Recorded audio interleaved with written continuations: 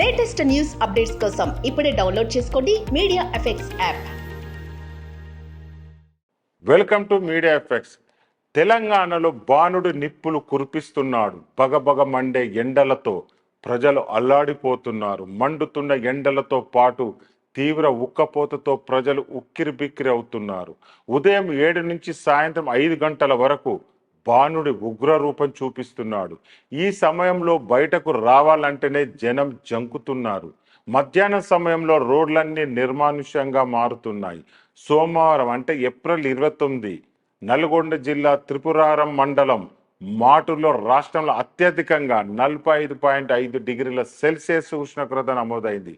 ములుగు జిల్లా మంగపేటలో 45.1 డిగ్రీల సెల్సియస్, నల్గొండ జిల్లా దామరచెర్ల మండలం తిమ్మాపురంలో 45.1 డిగ్రీల సెల్సియస్, మాడుగులపల్లి 45 డిగ్రీలు, త్రిపురారం మండలం కామారెడ్డిగూడెంలో 44.9 డిగ్రీల ఎండ తీవ్రత నమోదైంది. ఖమ్మం, గద్వాల్, నిజామాబాద్, మంచిర్యాల, సూర్యాపేట, జగిత్యాల, మహబూబాబాద్ జిల్లాల్లో 44 డిగ్రీల పైన ఉష్ణోగ్రతలు నమోదయ్యాయి.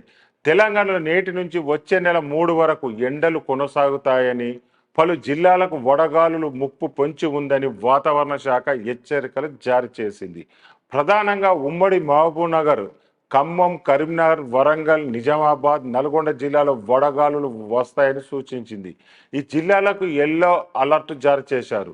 రాష్ట్రంలో పొడి వాతావరణం ఏర్పడడంతో ఎండల తీవ్రత కొనసాగే అవకాశాలు ఉన్నాయని సూచించింది. ఇక తీవ్రమైన ఎండలతో వడదెబ్బకు గురై ఒక్కరోజు 5 ప్రాణాలు కోల్పోయారు.